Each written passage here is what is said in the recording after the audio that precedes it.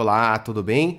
Professor Zé Ricardo aqui para mais um vídeo de Química, hoje iniciando aí uma sequência de vídeos sobre tabela periódica. Então, bora lá, tá aqui na tela, tabela periódica ou classificação periódica é o nosso tema, né? A construção da tabela periódica teve algumas tentativas, né, que foram feitas aí ao longo do tempo. Então teve lá as tríades de Dobereiner, o parafuso telúrico de Chancortot, as oitavas de Newlands, né? Tem umas tentativas anteriores que buscavam organizar o que se sabia sobre os elementos químicos, né?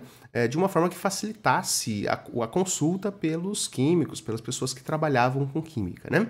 Mas foi esse cara aqui, o Mendeleev, um russo, Dmitry Ivanovich Mendeleev, que chegou no ponto mais próximo do que a gente tem hoje, né? Então ele é considerado aí o pai, o criador da tabela periódica, tá?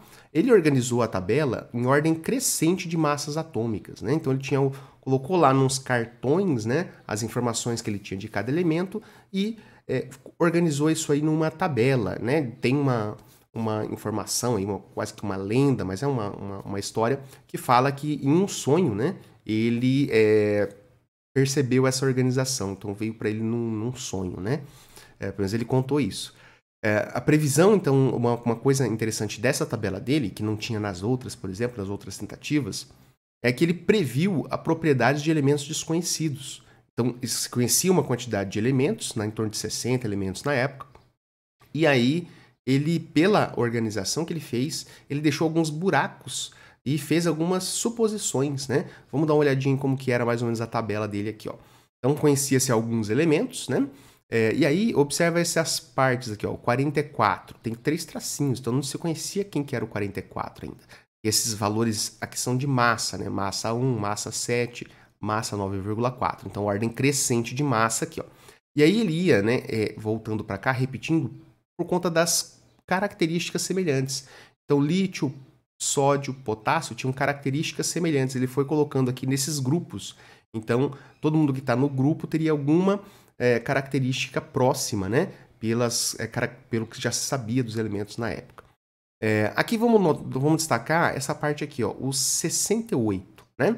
Esse 68, o Mendeleev chamou de ECA-alumínio, tá? E ele fez previsão de algumas propriedades desse elemento, que hoje a gente sabe e chama, né, conhece como elemento gálio, tá? Olha aqui em termos de massa, densidade, ponto de fusão e qual a fórmula do óxido. As previsões do Mendeleev é de que a massa seria em torno de 68 unidades de massa, quase 6 gramas por centímetro cúbico aqui de densidade, 5,9, né? Um baixo ponto de fusão e o óxido teria essa carinha aqui, né? O ECA-alumínio, 2 unidades dele para 3 do oxigênio. Olha só o que a gente sabe do gálio hoje, que ocupou exatamente o espaço que o Mendeleev tinha deixado lá na tabela dele. 69,7 de massa, bem próximo. Olha a densidade aqui, ó, né? Muito próxima mesmo. Ponto de fusão baixo, 30,15, né? E a fórmula do óxido, ok, bateu, né? Então, algumas dos espaços vazios lá foram depois comprovados e muitos deles com as características ali de massa, ponto de fusão, densidade bem próximas do que estava previsto pelo Mendeleev. Por isso, né, que a comunidade aí entende que ele é o pai ou o criador da tabela periódica moderna, né? Mas ainda tinha alguns probleminhas, algumas inconsistências que foram corrigidas um tempo depois por esse cara aqui, Moseley. Ele mudou a organização não mais por massa, e sim por ordem crescente de números atômicos, né? Então aqui a gente já está falando do começo do século XX, né? Lá o Mendeleev, século XIX ainda, então já avançou um pouquinho, tinha algumas coisas novas, né? Por exemplo, o raio-x, né, tinha sido descoberto, então já estava sendo usado aí nas ciências e foi usado, por exemplo, para determinar a massa, a carga dos núcleos, né? E foi então gerado o conceito aí de número atômico, né? Então essa organização da tabela mudada para a ordem crescente de número atômico resolveu algumas inconsistências aí da tabela de Mendeleev, que estava relacionado ali, né? Estavam de repente no mesmo grupo elementos que não eram tão próximos assim de características e com o ajuste ali dos números atômicos, a posição, né? Em função dos números atômicos, passou a fazer mais sentido a organização periódica. Então, partindo aí do trabalho do Mendeleev, com o ajuste de Moseley, a gente chega no algo próximo que é a tabela periódica atual, né? No Moseley aqui, ó, então a gente tem mais ou menos como que era a tabela dele, né? Antes de mostrar a atual, mas a tabela do Moseley aqui, a gente vê que já tem, ó, por exemplo, já tem o galho, né, que tinha sido previsto lá, e observa que agora é número atômico, então 1 do hidrogênio, 2 para o hélio, 3 para o lítio. Observa aqui ó, que já coloca lá o grupo dos gases nobres, bonitinho, né? Então teve uma organização diferente aqui com o número atômico, corrigindo a posição de alguns elementos, né? E como é que é a tabela hoje, né? Como que a tabela se organiza? Que é o principal. Saber um pouquinho dessa história é até legal, bom, mas o que interessa para, né, o restante da química não é a história da tabela, é olhar para ela e saber tirar informações da tabela. Então, ter uma ideia da organização da tabela facilita na hora da gente buscar informações lá nessa tabela, né? Então, a tabela é composta de 7 linhas horizontais, né? Essas linhas horizontais agrupam a esses elementos com o mesmo número de níveis energéticos. Então, cada um dos níveis das camadas lá do modelo de Bohr estão representadas aqui na tabela, tá? Então, como exemplos aqui, duas distribuições eletrônicas, né? Ó, do cálcio, terminando aí ó, em 4s2. Então, quantos períodos, quantos níveis de energia tem o cálcio? Né? Nível 1, nível 2, tem 2 subníveis, nível 3, nível 4. Então, se o cálcio tem 4 camadas, em qual linha, em qual período da tabela periódica ele vai estar? Vai estar no quarto período, né? Então, aqui, ó, 4S indica, né, o 4 indica lá o período que o cálcio tá. Olha aqui do arsênio, né? Então, se você olhar, ó, ele também tem 4 períodos, né? Ó, 4S e 4P, ele chegou até a linha 4 da tabela periódica, né? Ele tem 4 camadas, portanto, você vai encontrar ele lá na linha 4 da tabela periódica. É uma forma de você olhar, quando é que eu vou procurar o elemento? Se você tem a distribuição eletrônica, você olha qual é o maior número antes da letra. Esse vai dizer a linha que você vai procurar lá na tabela periódica, tá? E aqui, sim, agora uma imagem mais relacionada aqui com a figura moderna da tabela periódica, né? Embora essa aqui tenha um corte que não é tão comum, né, nas tabelas, e mais a gente tem bem próximo aí do que é sempre visualizado quando você pesquisa, né, imagens de tabela periódica. Aqui o que eu quero destacar nessa imagem? Só as linhas, né? Então a primeira linha, primeiro período, tem aqui ó, 2 elementos só, o hidrogênio de um lado, o hélio do outro. A segunda linha ó, já tem 8 átomos, né? 2 aqui na esquerda e 6 lá na direita. A terceira linha também, então tem 2 aqui e 8 lá. A quarta linha, o quarto período, né? Olha, já veio aqui ó, o cálcio que estava no exemplo anterior, está aqui, ó. O arsênio que estava no exemplo da tela anterior, está aqui, né? Então a gente tem a quarta linha aqui já com 32 elementos, com 18 elementos, perdão, tá? A quinta linha também tem 18 elementos aqui nessa sequência, ó. Já a sexta linha tem um detalhe, né? A sexta linha não é só essa parte aqui da tabela periódica. Aqui embaixo a gente tem, né, 2 linhas, que não são linhas adicionais. Essa primeira linha que fica separadinha aqui embaixo é chamada de série dos lantanídeos, porque ela começa com lantânio. Ela equivale aqui à sexta linha, tá? É que ela está deslocada ali apenas por uma questão estética, né? Da mesma forma, a sétima linha, ó, ela tem esses elementos aqui e mais os actinídeos, que é essa linha de baixo aqui dessas 2 linhas que se destacam ali na tabela periódica, né?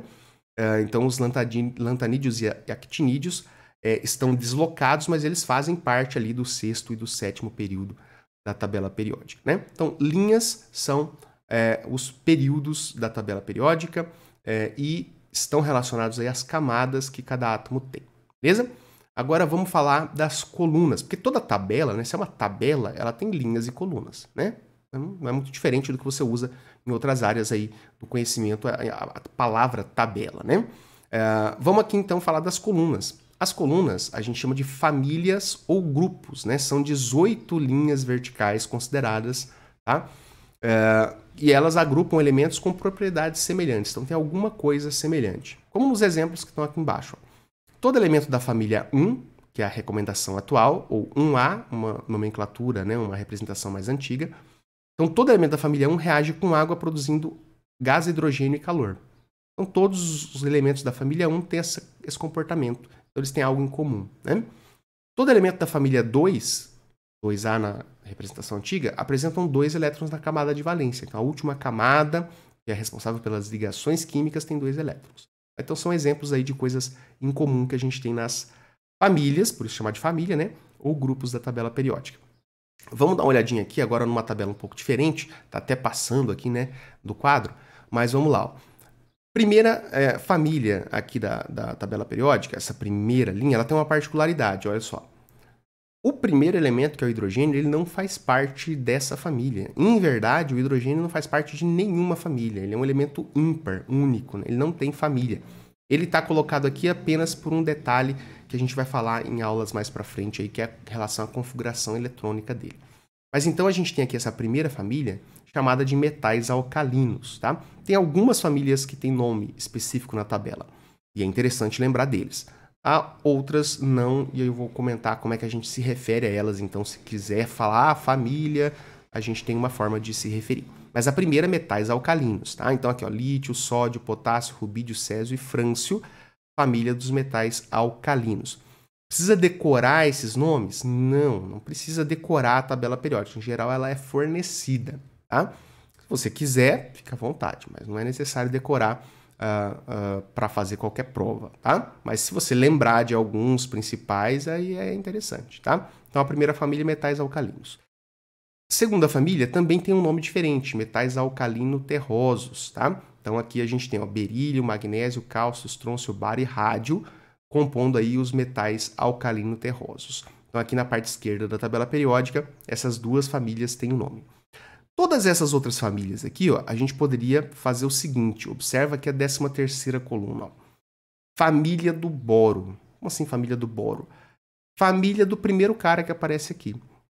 Então, a partir dessa 3 aqui, ó, até praticamente o nitrogênio, a gente, se quiser se referir a essas famílias, a gente vai falar família do e dar o nome do primeiro elemento. Então, aqui, ó, na família 3 é a família do escândio, família 4 é a família do titânio, 5 do vanádio, 6 do crômio, assim por diante, né? Chega aqui na 13, família do boro, né?